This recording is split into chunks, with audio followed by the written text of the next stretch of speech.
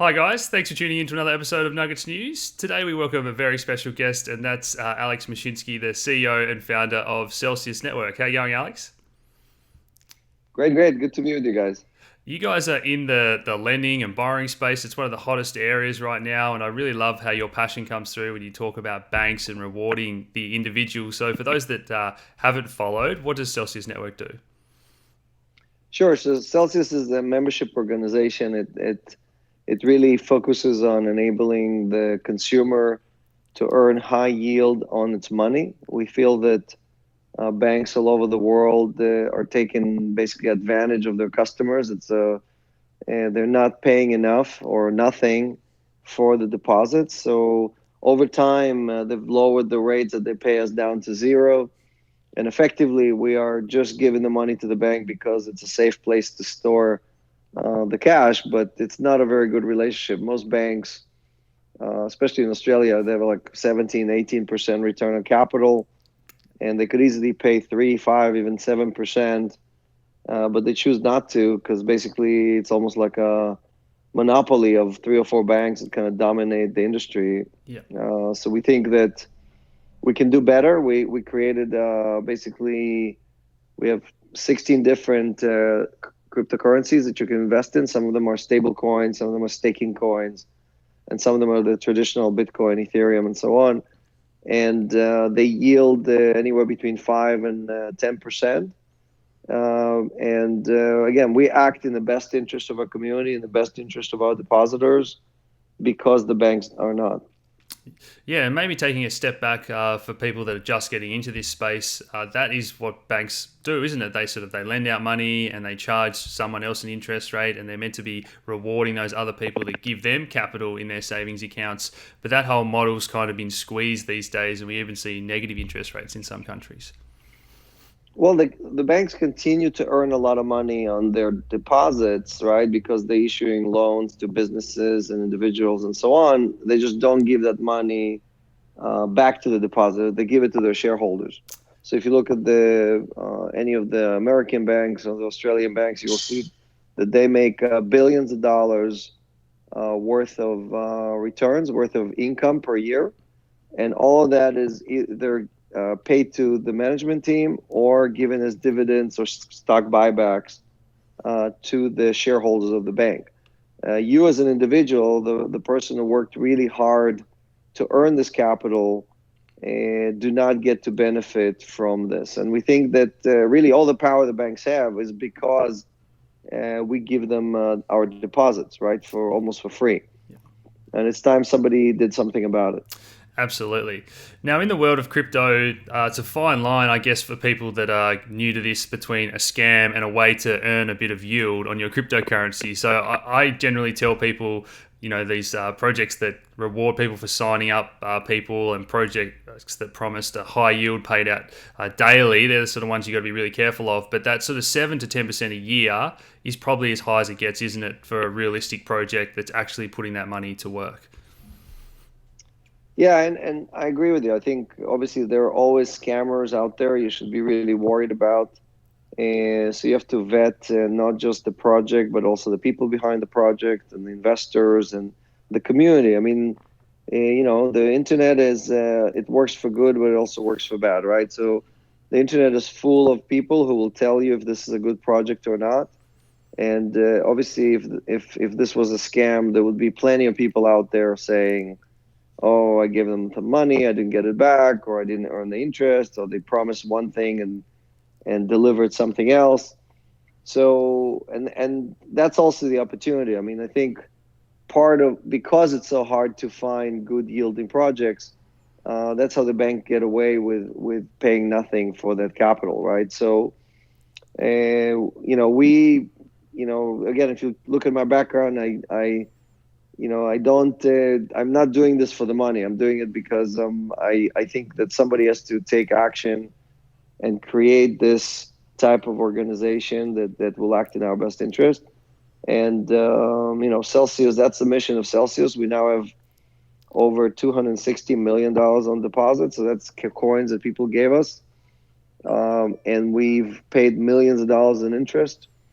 and any one of your viewers can try it out. You can withdraw the money at any time. There's no lockup, and as long as you stay with us, you earn the yield. We pay the same to a person that same percentage to the person that has $10 or $10 million, right? We don't give the fat cats more and kind of subsidize it by charging fees to the poor, Yeah. which is what banks usually do, right? Banks make in the United States, bank made $36 billion from charging overdrafts, right? I mean, just crazy, crazy stuff.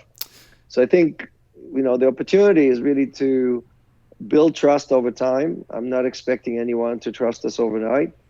And also, look, we explain very clearly how do we make the return, where do the money comes from, and how does the whole system work. And we invite people to try it out. And if it works for you, great. If it doesn't work for you, go find something better.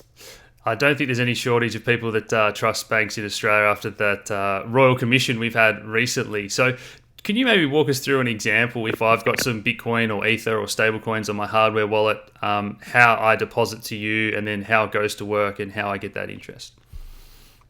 Sure. So let's first go through a traditional process, right, of what happens when you take your paycheck and you deposit it in your bank, right? So traditionally, your bank takes that money immediately and immediately lends it to your neighbor on their credit card, right? Every time you charge your credit card and you don't pay your bill in full, you're effectively borrowing money from one of your peers. It's a person that may have stood in front of you in the bank account or in an ATM and made a deposit when you made a withdrawal, right? The bank just immediately lends the money out, pays you nothing, charges these customers 20 to 25% on their credit cards, right? So, and they get to keep most of that money, right?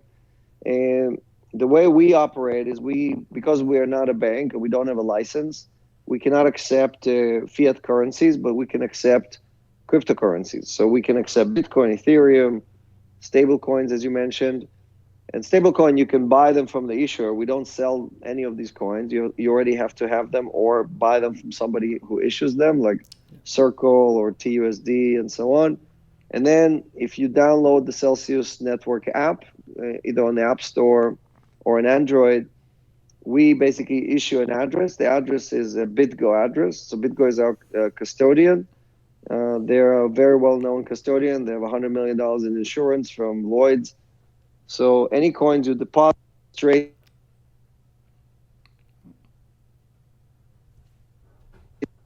Sorry. You're right. So this goes straight into BitGo, and then we are looking for borrowers. So if you gave us Bitcoin, we're looking for Bitcoin borrowers. If you gave us stablecoin, we're looking for fiat or stablecoin borrowers. And these borrowers have a variety of reasons why they need these coins, right? We only lend coins to hedge funds. So our counterparties, the people that we lend to, are on average companies with anywhere between 50 to 100 million in assets. And they would come to us and basically try to borrow this or that asset to do market making, to do trading. For example, they'll arbitrage the price in the spot and in the futures or in the option market, or they want to short some of these coins, right? So they basically pay us interest to borrow these things.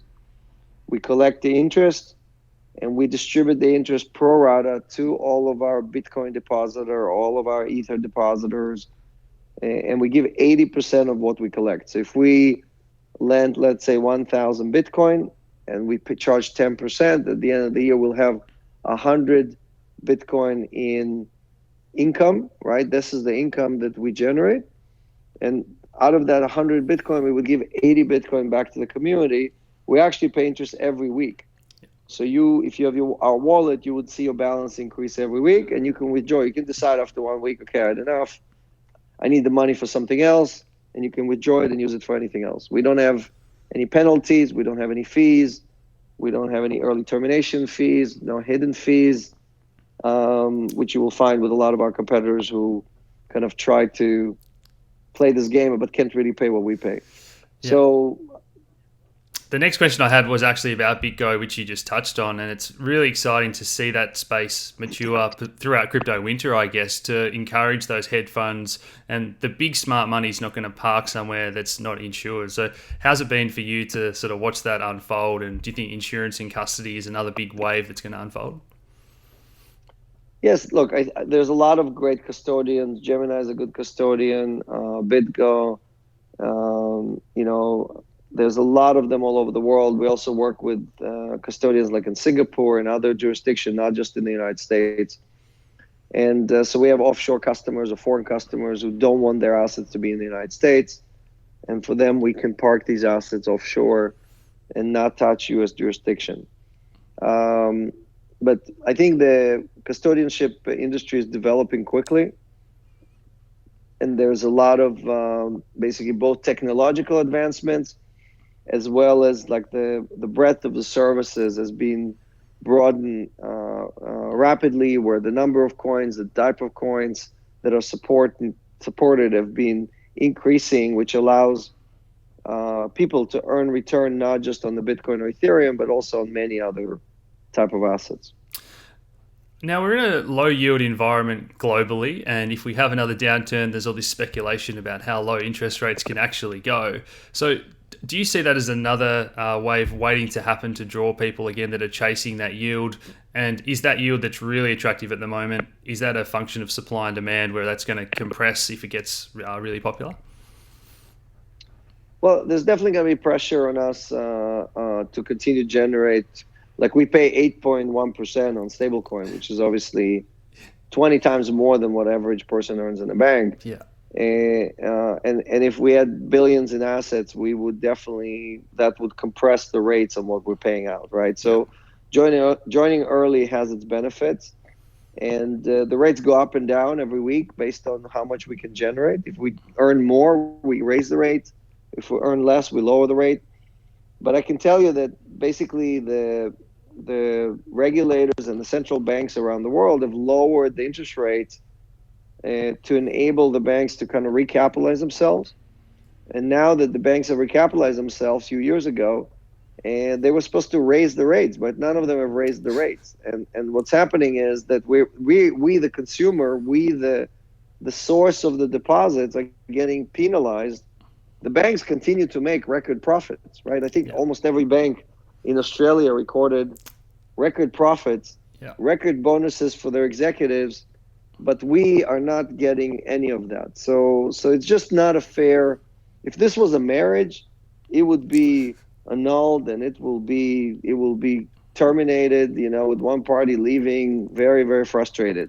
But for some reason, we continue to take this abuse and just continue to deposit all of our hard-earned money every week, every month, with the same banks who steal from us every day. So, again, Founder Magazine just did a great cover story on this topic, on Celsius and on me. And they actually went and looked at every Australian major bank and looked at their balance sheet and validated everything I was talking about, right? The return on capital and how much these guys are making. Because they were basically saying it can't be that easy, right? It can't be that these guys are making 80 or 90% and not paying anything back to the consumer. But that's exactly what's happening every day.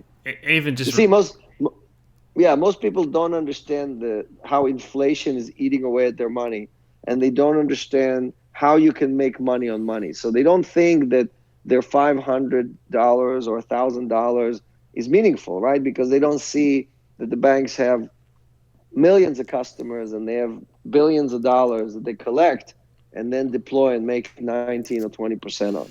Compound interest is one of the most powerful tools in the universe, as they say. And Warren Buffett said that, yes. Even recently in Australia, the central bank cut rates, and then the four banks, two of them didn't pass on that saving to people on their mortgages, but they also dropped the savings rate more than the rate cut again, just to look after themselves. So I think every day more people are waking up to this. Look, if this was an Italian mafia, and they would be basically had a racket where they controlled any price, like the banks control the prices of interest, the interest income pricing, and all these people would be arrested and put in jail. But for some reason, There's effectively legal collusion going on between the different banks, and no one is doing anything about it. So most hedge funds, most financial institutions earn anywhere between 8 and 12%, right? And if you are a sophisticated investor and you buy into a hedge fund, you would usually pay 20% of the earnings, and you would keep 80% to yourself, right? And the hedge fund's job is to distribute all the earnings to its depositors, to the people that gave it the money. So we're not a hedge fund, but we act like a hedge fund, right? We only represent the interests of our depositors. We don't represent the interests of the borrower. We don't represent the interests of exchanges or other people that participate with us. And like I said, when these hedge funds come to us and want to borrow an asset like Bitcoin, they have to give us collateral, right? So we hold their collateral to make sure they return the coins. If they don't return the coins, we use the collateral to buy back the Bitcoin or the stable coin or whatever they borrowed from us. So to date, again, we've done over 2 billion in loans. So that's 10 times more than anyone else. And we have not had a single default or a single termination or a single liquidation, neither on the borrowing side with consumers or on the lending side with the hedge funds.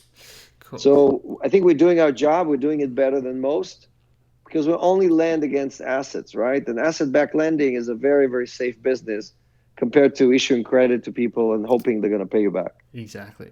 The next question I had was about regulation, and I know recently we've seen, Binance delisting US coins, and all this specific treatment of US residents. So do you want to talk about how regulation works for you? Sure. So from the beginning, we committed to be fully compliant.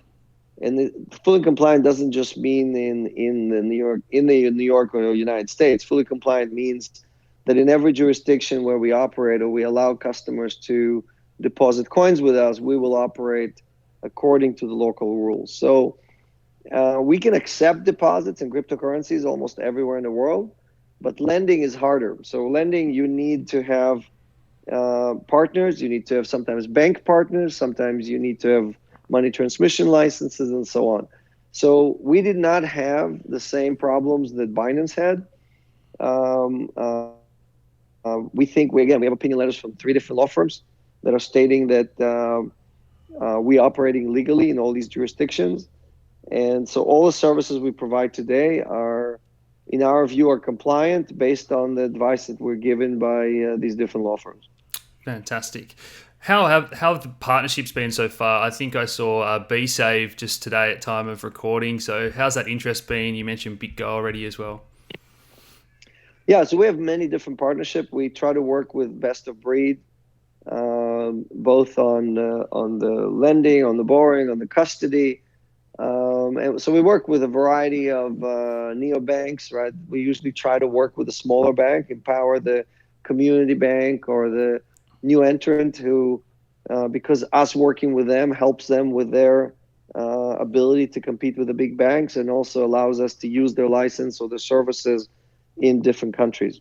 So the other part we do besides lending the coins is also lend dollars or foreign currency, right, for fiat. So if you give us Bitcoin or Ethereum, you can then borrow against it. Otherwise, you have to sell it and pay taxes. Yeah. But with this format, you can margin borrow. And through the margin borrow, you can effectively defer your taxes in a way that allows you to benefit the way Warren Buffett and Donald Trump and many other rich people basically defer taxes until they die. Yeah. So the average Joe, the average person, unfortunately, when you go to school or college, they don't teach you all these tricks, right? The rich people get to do them all the time because they're fancy lawyers and fancy accountants. But most of us, the average person, have to pay all the taxes, and then whatever is left, we give for free to the bank, and then the bank makes all the money on our money. So we get penalized almost twice. So part of what we're trying to do is automate a lot of these functions, meaning you don't have to, when you deposit with Celsius, you don't need to know how the interest works, lending, borrowing. You don't have to do a single click. You deposit, your money goes to work immediately, right? Until you withdraw, it's working for you. Yeah. And that's what we're trying to do. We're trying to empower the people, bring the power back to the people and enable them to have their money work for them instead of them working for their money. There's a lot of good projects out there, and then the next question we get is, well, how does the token tie into this all, and what's its utility? So, can you explain that for people at home? So yeah, there were about 2,000 ICOs, as you know. Unfortunately, many of them did not deliver on the promise, but that doesn't mean that all the projects are bad. It does not mean that all the ICOs are scams. And it's important that, for example, with Celsius, if you are serious about the project, you can go online and search for a white paper or a technical paper, and you would see that what we promised 2 or 3 years ago is exactly what we're building and delivering. And we raised money from the community. We did not raise money from fancy VCs or deep-pocketed investors. We had over 1,500 contributors, people like the people watching your show, who gave us $100, $500, $1,000, and asked us to build this, right? And they basically looked at the background of the founding team and said, okay, these guys actually have a chance to build something that will act in our best interest. And we created a token, right? The token is an incentive inside the community. It's almost like our own currency that enables our participants to earn more interest. So if you're earning 8% in stable coins, you could earn even 10% if you get paid in our cell token, right? Or you pay less in interest. So if you borrowed money from us and we charge you 9% interest, but you pay with our token, you would pay 7 point something, 7.5% interest, as an example, right? So you have the benefits which actually redistribute the token inside our economy, and by doing that, help us finance our business, right? It's good for our community, it's good for the business, and the price of the token kind of varies. It depends on the amount of volume of business that we do. We publish all that information right in our app. If you take our app and you press on the little sell button on the bottom right side, you would see, you can go into the community page. You will see how much we have on deposit, how many loans did we issue, and you will see the activity. You can see if the activity is going up, or are people withdrawing coins, are people depositing coins. You can watch it. It's a real-time feed, and that tells you if the community is growing, if the community is thriving, or is it shrinking and hurting. As long as it's growing, then obviously the cell token will have more utility and more value inside the Celsius community. Fantastic. I really love everything you've described today, Alex, and I really think that this is a great gateway drug for people to learn about banking, crypto, debt, money, all that sort of thing, and you're giving them the tools to earn that interest as well. So do you think crypto is a social movement where people are learning all this stuff? Yeah, it is, and it's important that people understand why we're using the blockchain at all, right? So I have a unique story to tell, right? I was born in communism. I grew up in socialism in Israel. I spent the last 30 years in the United States in the capitalism, right? So I tried all three systems, yeah. And all these systems have benefits, but they also have problems, right? In the United States, the top 1% has the same assets as the bottom 90%, which is crazy, right? So obviously the capitalism works great for me as an entrepreneur and a founder and somebody who built several companies, but it does not work for 90% of Americans. And I came from nothing, right? So I know what it is not to be able to pay your paycheck, not to be able to pay your rent, going with your ATM to the cash machine and not having anything being able to take out, right? Like even the $20 bill. So, and it's not because you're a bad person or you're not working hard enough. It's just because the system is structured in a way that does not allow you to progress in life, to move up the layers to the top of the pyramid. And the opportunity that we are given with the blockchain, with decentralization, is to reorganize that entire pyramid, right? So if you think of decentralization and the blockchain as a circle, in that circle, it's like a different universe in which you are valued based on your contribution to society and not how much profit you can generate for your boss. Yeah. And that's really the difference, right? So the reason we're using blockchain is because it allows us to distribute this interest that we're earning to anyone on the planet. A person from Australia can deposit $2 and earn interest on $2 and be treated exactly the same way as a person in New York was depositing $1 million. So the opportunity for us is to enable 7.5 billion people on this planet to have income and generate fair living and have respect for their life and for what they want to do in life, and not necessarily have to work in a job because they have two kids or they have a wife or they have a mortgage or whatever. And I feel that this pyramid, that all these giant pyramids that we're building with very large companies kind of effectively dictating what we do every day, is just not working for the majority of the people. So we have a gig economy, and we have go work for a big company or go work in a gig economy. These are just not, shouldn't be the only two options. So we're here to empower the average person to live the life they want to live, and part of doing that is, again, is making sure that they can have a decent income, and that income will generate additional income for them in the form of interest income, Yeah. interest return. I think that's probably a good place to finish, unless you've got any final thoughts, and I'll place all the links in the description below for people to check it out. So look, the main thing is really a call to action to your community to learn about the blockchain, learn about cryptocurrencies. And again, there are bad things. There are things that you need to learn to avoid. It's not like everything is wonderful in crypto land. But it's important that people understand that the only chance we have, right, to reset the community and to reinvent the community in this dream that Satoshi showed us, right, is by empowering all of us, taking money from the banks and from the financial institutions and depositing it or empowering it with the cryptocurrencies that are here to really help us, recreate the system. So I'm calling on all of your troops out there in Australia to learn more about it and recruit their friends and join the community, join the movement, join the revolution, and really help make the world a better place. Awesome. Great place to finish there, Alex. Thanks so much for everything you guys are doing, and I'm sure we'll talk again in the future. Thanks for having us. Thanks, guys.